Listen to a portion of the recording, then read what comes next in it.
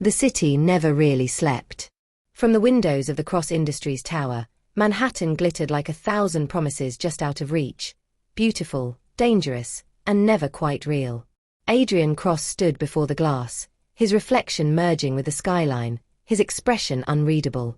Billionaire, visionary, CEO. He wore his success like armor, but tonight, the armor felt heavier than ever. He didn't hear her come in. Sophie Bennett moved quietly, the soft click of her heels almost drowned by the rain tapping against the windows. Her hands trembled slightly as she held the file he'd asked for, but it wasn't nerves about the presentation. It was him. "Sir, these are the reports from the Singapore division," she said, her voice steady despite the pull in her chest. He turned. Those piercing blue eyes, cool, intelligent, always in control, met hers. "Thank you, Ms. Bennett." It should have ended there. She should have handed the folder over and walked out. But something in the way he looked at her, something raw and unguarded, made her stay. For a heartbeat, silence hung between them, thick as the storm outside. Adrian finally took the file, his fingers brushing hers. A small, meaningless touch. But the spark was undeniable. He saw it too. For a moment, his composure faltered, the faintest shift in his jaw, the smallest catch of breath, before he turned away and placed the file on his desk. "You've done good work this quarter," he said, his voice lower than usual. Sophie smiled faintly. "Thank you. I just want to do my best here." He nodded, eyes fixed on the skyline again. "You do." She waited for permission to leave, but he didn't say it. The quiet pressed in again, and suddenly, her reflection appeared beside his in the glass. Two figures standing against the endless city. "Do you ever stop?" she asked softly. "Working, I mean." He gave a quiet laugh, low and humorless. "If I stop, everything falls apart." "Maybe," she said, "but sometimes it's okay to let things fall for a minute." He looked at her then, really looked. There was something in her tone, a mix of boldness and compassion that disarmed him. No one talked to him like that. No one dared. "You sound like you've done that before," he murmured. "I've had to," she replied, her eyes holding his. "You can't rebuild anything stronger if you never let it break." He took a step closer. The air between them thickened, pulsing with unspoken things. Her heartbeat quickened, matching the rhythm of the rain outside. "Careful, Ms. Bennett," he said quietly. "You might start sounding like someone who knows me." "Maybe I do," she whispered. And then he did something completely out of character. He smiled. Not the polite, practice kind for shareholders and press cameras. This one was real. It undid her. He turned away again, exhaling sharply as if catching himself. "You should get some rest," he said. "It's late." But she didn't move. "You too, Mr. Cross." He looked back, her reflection still beside his in the glass. "That's unlikely." She wanted to say something. "Stay, talk to me, let me in," but she couldn't. So she left, the soft click of the door closing behind her echoing in his chest long after she was gone. Over the next few weeks, their connection became harder to ignore.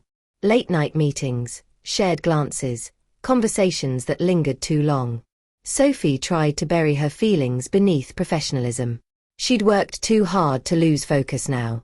But every time Adrian's voice lowered when he said her name, every time their hands brushed over the same file, she felt it, that dangerous pull neither of them could name. One night, after another 14-hour day, she found him still in his office, sleeves rolled up, tie undone, staring at the same skyline. "You'll burn yourself out," she said gently. He didn't turn. "You sound like my board of directors. They care about your profits," she said. "I care about you." The words slipped out before she could stop them. He froze. Slowly, he turned to face her, his expression unreadable. "Sophie, I'm sorry," she whispered, eyes dropping. "I didn't mean." "Yes, you did." His voice was soft, but it carried weight. She looked up. Their eyes met, and the world fell away. No glass walls, no company, no rules, just two people standing too close to the edge. He stepped forward, closing the distance until he could feel her breath. "You know this can't happen," he said, though his voice lacked conviction. "I know," she breathed. But it already is. For a long moment, they stood there suspended between what they wanted and what they couldn't have. Then, almost against his will, he reached out and brushed a strand of hair from her face. His touch was gentle, reverent, like a man touching something sacred. Her eyes fluttered closed. Adrian. He pulled back abruptly, running a hand through his hair. This isn't fair to you. What if I get to decide what's fair? She asked softly. He laughed under his breath, shaking his head. You shouldn't tempt me. Maybe I'm tired of pretending, she said. The tension between them cracked like lightning. Neither moved, neither spoke. But in that silence, something shifted, something that would change everything. In the days that followed, they tried to go back to normal. But the air between them was different. Charged, fragile, alive. The world outside their office walls buzzed with deadlines and numbers. But inside, time seemed to bend around their restraint. At a charity gala weeks later, Sophie saw him across the ballroom, commanding in a black tuxedo, his presence impossible to ignore. Their eyes met through the crowd. One look, and the room disappeared. He excused himself from a conversation and walked toward her, every step deliberate. You look. He stopped, searching for words. Incredible. Thank you, she said, her voice barely above a whisper. They stood close enough for her to smell his cologne, cedar, rain, and something purely him. You shouldn't be here with me, he murmured. Then tell me to leave. He didn't. For the rest of the night, they danced around words, people, and each other, always close enough to feel the heat, never close enough to burn. It wasn't until a week later that everything came undone. A merger deal leaked. Someone on the team had betrayed him, and the board was in chaos. Sophie was the only one who stayed. She worked through the night beside him, her calm presence anchoring him as the company he'd built began to wobble. When dawn finally broke, he slumped in his chair, exhausted. You should go home, he said quietly. She didn't. She came closer, kneeling beside his chair. You don't have to do this alone. He looked at her, eyes shadowed with everything unsaid. You make me forget why I built walls in the first place. Maybe that's not a bad thing, she said. He reached for her hand, this time without hesitation.